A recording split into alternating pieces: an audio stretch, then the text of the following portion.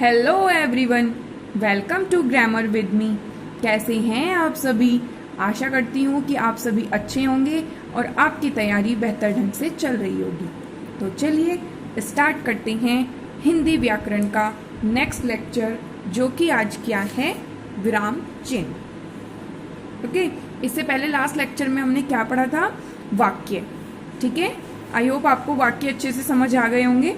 तो आज हम स्टार्ट करते हैं विराम चिन्ह। विराम चिन्ह क्या है? विराम का शाब्दिक अर्थ होता है ठहराव। क्या होता है?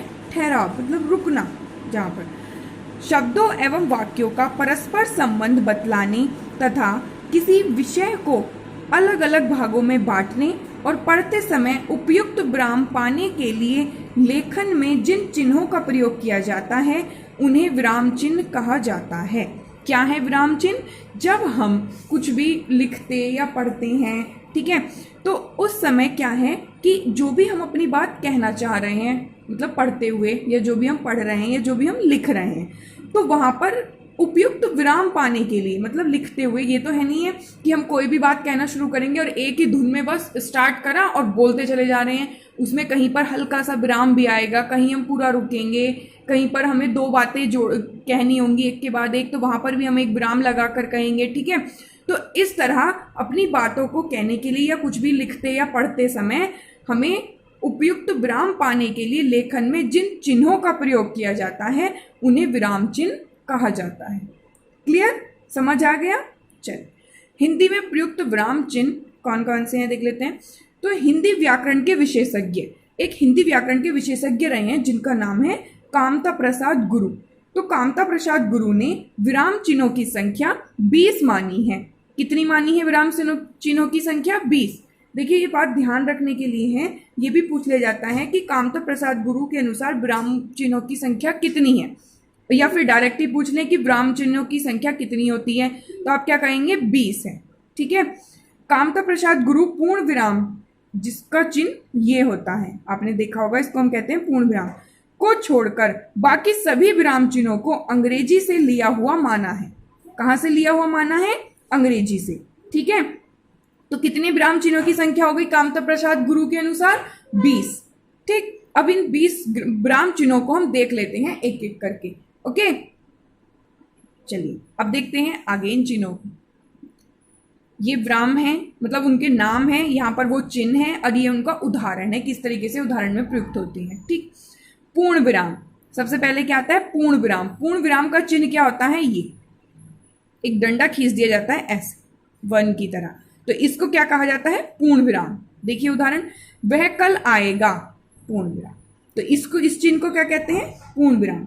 अगर मैं शब्दों में कहूं, मतलब परिभाषा के तौर पर, तो क्या कहेंगे हम कि जब कोई वाक्य पूर्ण हो जाता है तो उसके अंत में पूर्ण विराम का प्रयोग किया जाता है। तो ये वाक्य पूर्ण हो गया, अंत में हमने प्रयोग कर दिया, मतलब जो भी बात हम कहना चाहते हैं वो बात हमारी खत्म हो गई, वो बात हमने कह दी। समाप्त होने के बाद जो हमने चिन्ह लगाया, क्या कहा उसको? पूर्ण विराम। राम किताब पढ़ता है, पूर्ण विराम, तो पूरी बात कह दी, पूर्ण विराम। ठीक, दूसरा आता है अर्ध विराम। अर्ध विराम क्या है? इस तरीके से एक बिंदु और उसके नीचे ये ऐसे, तो इसको क्या कहेंगे? अर्ध विराम। ध्यान रखिए, क्या कहेंगे? अर्ध विराम, क्योंकि ये चिन्ह आपको दे दिए जाएंगे और पूछा जाएगा कि बताइए ये कौन सा विराम चिन्ह है। ठीक है, तो अब इसका प्रयोग देख लेते हैं। क्या है? जिसे मैंने अपना दोस्त समझा वही आस्तीन का सांप निकला।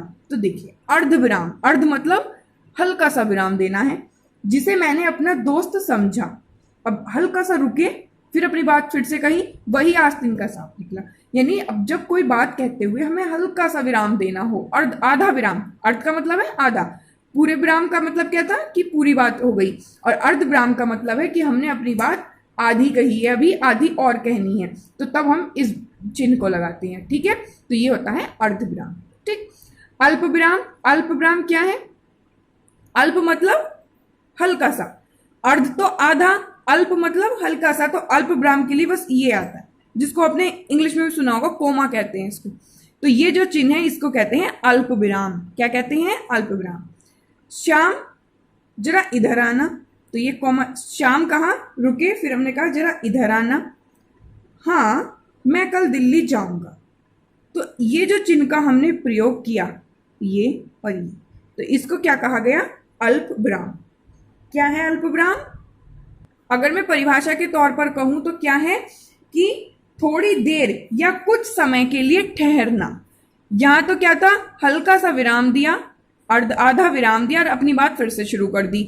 और अल्प विराम में क्या है, कुछ देर ठहरे हम, जैसे हमने कहा श्याम जरा इधर आना, तो इसलिए यहां विराम दे दिया। हाँ मैं कल दिल्ली जाऊंगा, तो अल्प हल्का सा विराम दिया, तब हम तुरंत अपनी बात कह दी, तो इसको कहेंगे अल्प विराम। ठीक है। प्रश्न चिन्ह, प्रश्न चिन्ह आप समझ ही गए होंगे, इसको कहते हैं प्रश्न चिन्ह। प्रश्न चिन्ह का चिन्ह देख लीजिए, क्या है ये कब आएगा? प्रश्न, यानी जब प्रश्न पूछा जाएगा तब ये चिन्ह आएगा। जैसे आप कौन हैं, वह कहाँ रहता है, या मैं कहूं आपका नाम क्या है।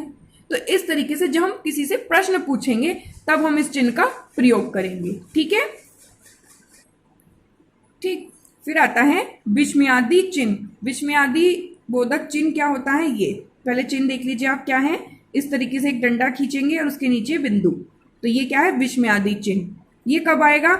जब हम किसी वाक्य में आश्चर्य, घृणा, ठीक है, शोक, दुख, सुख आदि का भाव प्रकट करेंगे, तब हम इस चिन्ह का प्रयोग करेंगे। जैसे वाह क्या सुहावना मौसम है, शाबाश मुझे तुमसे यही उम्मीद थी। तो जहां पर हम किसी भी भाव को प्रकट करेंगे, अपने आश्चर्य, खुशी, ठीक है, दुख, सुख, दुख, ये सभी, तो उस वहां पर जिस चिन्ह का प्रयोग करेंगे उसको विस्मयादि चिन्ह कहेंगे। और वो चिन्ह क्या है? ये। ठीक, ये चिन्ह आपके सब देखे हुए हैं, बस आपको ये याद करना है कि किस चिन्ह का नाम क्या है। जानते आप सब चिन्ह को है, क्योंकि हिंदी सभी पढ़ते हैं, बोलते भी हैं। ठीक, बस इन चिन्ह का नाम देखना है कि किस चिन्ह को क्या कहा जाता है। ठीक, फिर आता है निर्देशक चिन्ह। निर्देशक, जिसको आप इंग्लिश में कहते हैं डैश। देखिए क्या है, हम जो हैं, हम अपनी आम बोलचाल में शुद्ध हिंदी का प्रयोग नहीं करते। हम किसका प्रयोग करते हैं? एक मिश्रित भाषा का, मतलब उसमें कुछ इंग्लिश भाषा के शब्द होते हैं, कुछ हिंदी भाषा के होते हैं, कुछ उर्दू भाषा के होते हैं। तो इस तरह सभी भाषाओं का हम प्रयोग करते हैं। हम क्या सोचते हैं कि जो हमें बोलने में आसान लगे, जो हम बोलने में आसान लगे उस शब्द का प्रयोग कर लेते हैं। अब यही है निर्देशक चिन्ह। तो अगर आप कहेंगे निर्देशक चिन्ह, कितना बड़ा वो लग रहा है, भारी सा शब्द, और आपने कह दिया डैश, जो कि इंग्लिश का शब्द है, बहुत आसान है डैश। तो इस तरीके से इन चिन्हों को हम, कुछ चिन्हों को इंग्लिश में बोलते हैं, कुछ को हिंदी में बोलते हैं। तो बस यहाँ पर यही देखना है कि किस चिन्ह को क्या है, देखे हुए सब हैं आपको।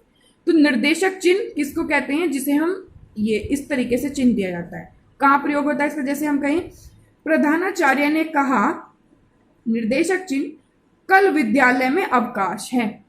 तो अपनी बात किसी के थ्रू हम, मतलब अपनी बात यहाँ पर कहने के लिए, जैसे अपने लिए कैसे, मतलब कि कथन की स्पष्टता के लिए निर्देशक चिन्ह के उपयोग होता है। मतलब कथन को स्पष्ट तौर पर करें। ऐसे भी कह सकते थे बस साधारण भाषा में, प्रधानाचार्य ने कहा कल अवकाश रहेगा, तो ये तो एक आम साधारण भाषा होगी। और हम स्पष्ट तौर पर कहें, देखकर अच्छा लगे कि स्पष्ट किसी बात को करा जाए, तो हमने क्या कहा कि प्रधानाचार्य ने कहा डैश, कल विद्यालय में अवकाश है। क्या है कहा इसको? निर्देशक चिन्ह। तो इसलिए इसको कहते हैं निर्देशक चिन्ह। क्या है? कथन की स्पष्टता के लिए हम इसका प्रयोग करते हैं। ठीक, योजक चिन्ह, ये तो देखिए निर्देशक चिन्ह जो होता है वो बड़ा होता है, लंबा होता है मतलब, और जो योजक चिन्ह है वो छोटा सा लगता है, जिसको इंग्लिश में कहते हैं हाइफन। अब आप सोच रहे होंगे कि मैम आप पढ़ा रही हैं हिंदी, तो इंग्लिश के क्यों बता रही हैं बीच बीच में? मैं इसलिए बता रही हूँ, जो मैंने आपको अभी बताया कि हम जो अपनी आम बोलचाल में बोलते हैं वो हम मिश्रित भाषा बोलते हैं, कुछ शब्द इंग्लिश के, कुछ हिंदी के। तो अगर हम कुछ भी पढ़ते हैं, ठीक है, हम अपनी आम जीवन को मिलाकर के बारे में को मिलाकर पढ़ें तो वो हमें जल्दी याद हो जाता है। एक चीज़ है आप इसको रटने बैठो तो उसमें टाइम लगेगा, याद भी करोगे तो भूल जाओगे। अगर हम अपने आसपास का, ये हम जो डेली बोलते हैं उन शब्दों के साथ में इसको पढ़ते चलेंगे तो हमें याद रहेंगे। तो योजक चिन्ह क्या है? जब छोटा सा डैश होगा, बड़ा होगा तो निर्देशक चिन्ह, छोटा होगा तो योजक चिन्ह। कहाँ लगता है? जैसे खेल में तो हार जीत लगी रहती है, मतलब दो बातें कहने की, दो बात जब हम एक साथ कह रहे होंगे तब हम इसका प्रयोग करते हैं। ठीक, मतलब कोई भी दो शब्दों को जोड़ने के लिए, ठीक है, समास बनाने के लिए, कोई ठीक शब्द एवं कारक चिन्हों को जोड़ने के लिए, जैसे दो दो हाथ हो जाएं हमने क्या कहा, दो दो हाथ हो जाएं तो इन दो को जोड़ना है। तो इस तरीके से जो छोटा सा चिन्ह प्रयुक्त होता है इसको कहा जाता है योजक चिन्ह। क्लियर। फिर आता है त्रुटि चिन्ह या हंस पद चिन्ह। इस त्रुटि चिन्ह को हंस पद चिन्ह भी कहते हैं। मतलब कहीं कहीं पर आपको हंस पद लिखा आ जाए तो अभी मत सोचना कि ये तो पढ़ा ही नहीं। तो त्रुटि चिन्ह को ही हंस पद चिन्ह कहते हैं, जिसका जो कैसा होता है, ऐसे देखिए एक नुकीला टाइप का ऊपर को, जैसे त्रिभुज देखा है, त्रिभुज की तीसरी भी भुजा होती है, इसकी बस दो भुजा होंगी, ऊपर नीचे वाली भुजा नहीं होगी, तो इसको कहते हैं त्रुटि। कहाँ कैसे प्रयुक्त करते हैं देखिए, जैसे हमने एक वाक्य लिखा मैदान में खेल रहे थे, तो हमने ये वाक्य लिखा, हम भूल गए यहाँ भी तो कुछ लिखना था, तो हम क्या करेंगे, ऐसे एक चिन्ह लगाएंगे और ऊपर लिख देंगे बच्चे, मतलब जो भी शब्द लिखना है, जैसे मैदान में बच्चे खेल रहे थे। तो कोई वाक्य लिखते हुए अगर हम कुछ चीज भूल जाते हैं, हमसे छूट जाती हैं, तो उसको वाक्य में जोड़ने के लिए हम बीच में से ये चिन्ह लगाएंगे और वो लिख देंगे जो भी कहना चाह रहे हैं। जैसे राम कल जाएगा, तो हम ये लिखना भूल गए तो हमने लगाया चिन्ह और लिख दिया दिल्ली, तो राम कल दिल्ली जाएगा। ठीक है, समझ आया। आगे देखिए क्या है, कोष्ठक। कोष्ठक जिसको क्या कहते हैं, ब्रैकेट। कोष्ठक जो है वो तीन प्रकार के होते हैं, एक छोटा कोष्ठक, बड़ा कोष्ठक और मझला कोष्ठक। ठीक है, वो वाक्य के ऊपर, वाक्य के अनुसार हम देखते हैं, उस पर निर्भर करता है कि कहाँ पर कौन सा कोष्ठक का हमें प्रयोग करना है। मतलब एक ही वाक्य में अगर दो जगह कोष्ठक की जरूरत पड़ रही है, मतलब दो उसी बात को दो तरीके से कहने के लिए, तो वहां पर हम दो कोष्ठक का प्रयोग कर लेंगे। अब उदाहरण देखिए, दशहरा के अवसर पर दशानन कोष्ठक रावण कोष्ठक बंद के पुतले का दहन किया जाता है। तो अब हमें पता है दशानन रावण को कहते हैं, तो हम ये लिखना जरूरी नहीं, हमने लिखा खाली दशानन, तो हम छोटा ब्रैकेट लगा, छोटा कोष्ठक लगाकर ये बताएंगे कि हाँ ये किसको कहा जा रहा है। ठीक, तो इस तरीके से कोष्ठक का प्रयोग करते हैं। ठीक, उसके बाद आता है अवतरण चिन्ह। अवतरण चिन्ह क्या है, ये देखिए, जो भी पीछे अल्प विराम पढ़ा था ना, तो वो तो नीचे लगता है, ये वाक्य शब्द के ऊपर लगता है, आगे और पीछे। ये दो तरीके, एक तो एक एक होता है और एक होते हैं दो दो, अवतरण चिन्ह ही कहते हैं इनको। ठीक है, जैसे उदाहरण देख लीजिए, एक कब लगे, जैसे प्रजातंत्र का अर्थ क्या है मैं जानती हूँ। मतलब उन शब्दों को, किन्हीं शब्दों की ओर हमें जिन पर विशेष बल देना हो, किसी वाक्य में कुछ शब्द ऐसे होते हैं कि उन पर विशेष बल देना होता है, तब हम अवतरण चिन्ह का प्रयोग करते हैं। जैसे प्रजातंत्र का अर्थ क्या है मैं जानती हूँ, संध्या ने कहा मनुष्य नश्वर है, तो ये प्रयोग करा यहाँ पर अवतरण चिन्ह का, दो दो का, एक एक का। ठीक है, तो इनको क्या कहते हैं, अवतरण चिन्ह, जो शब्द के ऊपर लगे रहते हैं। और जो ये नीचे लगा रहता है इसको क्या कहते हैं, अल्प विराम। ठीक है, उपविराम। उपविराम चिन्ह क्या है, उपविराम होता है ये दो बिंदु ऊपर नीचे, याद रखिए उपविराम किसको कहते हैं, दो बिंदुओं को जो ये दिए रहते हैं इस तरीके से। जैसे विज्ञान उपविराम, वरदान या अभिशाप, जैसे इस पर निबंध लिखने के लिए आता है, तो हमने कहा विज्ञान, हमने ये दो चिन्ह लगाए और कह दिया वरदान या अभिशाप, मतलब इसको और विस्तार से हमने कह दिया कि इसके अंदर हम क्या पूछना चाहते हैं आपसे। ठीक है, ठीक, और ये और कैसे, और देखिए, मतलब अगर मैं इसको अपने शब्दों में कहूं तो हम कह सकते हैं कि जहां पर एक मंतव्य के भी एक या अधिक भाग होते हैं, तब उस मंतव्य के पूर्व भाग के बाद उपविराम चिन्ह का प्रयोग किया जाता है। मतलब क्या, देखिए, हमने आपसे कहा कि निबंध लिखिए, किस पर, विज्ञान पर, तो विज्ञान पर सीधा कह दिया कि निबंध लिखना है विज्ञान पर, और ये बिंदु चिन्ह लगाकर उपविराम का मैंने लिख दिया वरदान या अभिशाप, मतलब इसके विज्ञान के बारे में तो लिखना ही है, लेकिन इसके दो भाग, वरदान है ये या अभिशाप है, उसके बारे में और लिखना है। तो यानी इसके अंदर और इसके भाग हैं वो दिखाने के लिए हम इस चिन्ह का प्रयोग करते हैं। जैसे अब कोई परिभाषा कुछ भी दे रहे हैं, वहां पर उदाहरण देने के लिए, तो आपने कहा उदाहरण, फिर ये विराम दिया, फिर कहा राम घर जाता है, इस वहां भी हम इसी चिन्ह का प्रयोग करते हैं, तो इसको क्या कहते हैं, उपविराम चिन्ह। ठीक है, बस आपको ये याद रखना है ये चिन्ह है और इस चिन्ह का नाम क्या है, बस। उदाहरण तो मैं सिर्फ आपको इसलिए दिए हैं कि आपको समझ आ जाए कि हाँ ये कौन से वाले चिन्ह हैं। ठीक है, विवरण चिन्ह, दो बिंदुओं के बीच से एक योजक या निर्देशक चिन्ह लगा दिया जाए तो उसको कहते हैं विवरण चिन्ह।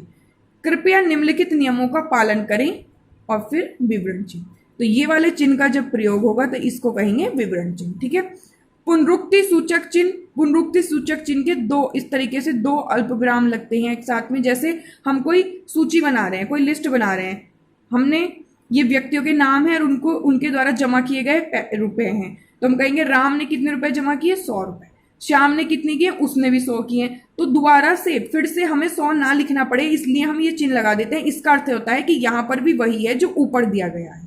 ठीक है, प्रकाश ने भी कितने दिए हैं, 100 रुपए। तो इन चिन्ह का मतलब है कि जो ऊपर दिया गया है वही यहां पर है।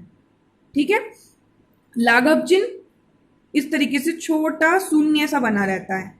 जैसे डॉक्टर को हम ऐसे संक्षिप्त में लिख देते हैं, डॉ लिखा और ये लगा दिया, तो ये क्या होता है, लाघव चिन्ह। लाघव मतलब छोटा करके लिखना। प्रोफेसर को हम प्रो लिखकर ये लगा देते हैं, तो इसको क्या कहते हैं, लाघव चिन्ह। ठीक है, लोप चिन्ह। लोप चिन्ह आपने देखा होगा, ये बिंदु बिंदु बिंदु बिंदु लगे रहते हैं। इसका मतलब क्या है, जैसे मैं टिकट ले आऊंगा पर लोप चिन्ह मैं साथ नहीं चलूंगा, मतलब उसने अपनी बात पूरी नहीं कही, आधी बात कहकर ही इस पर बिंदु बिंदु ये लगा दिए। इसका मतलब है कि वो उस यहाँ पर बात का लोप किया गया है, छुपाई गई है, तो इसको कहते हैं लोप चिन्ह। ठीक है, दीर्घ उच्चारण चिन्ह मतलब अपनी बात को दीर्घ हमें कहना है तो उसका चिन्ह है। जैसे हम कहें राम, तो इस तरीके से हमने दीर्घ उच्चारण करना है उसका, तो इस चिन्ह को कहते हैं। आपने उसमें क्या कहते हैं, संधि में भी संधि में नहीं, आप आगे उसमें पढ़ेंगे छंद। जब हम पढ़ेंगे छंद में एक लघु मात्रा होती है, एक दीर्घ मात्रा होती है, तो ये दीर्घ मात्रा होती है, मतलब इसका मतलब 2 होता है, यानी बड़ा।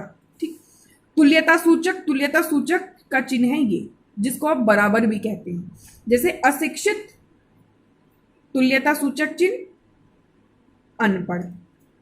4 और 4 8, तो ये तुल्यता सूचक है, मतलब तुलना, बराबर का चिन्ह, इसको हम कहते हैं। ठीक है, समाप्ति सूचक, जब उसका चिन्ह है ये इस तरीके से डैश गोला ये, या फिर पूरा भी बड़ा सा ऐसे। इसका मतलब है कि जैसे आपने कोई कहानी पढ़ी होगी, ठीक है, कोई निबंध पढ़ा होगा, तो जब वो पूरा समाप्त हो जाता है, जैसे ये यहाँ तक समाप्त हो गया, तो यहाँ लास्ट में मैं ऐसे कर दूं, इसका मतलब है कि ये हमारा समाप्त हो गया, तो समाप्ति सूचक।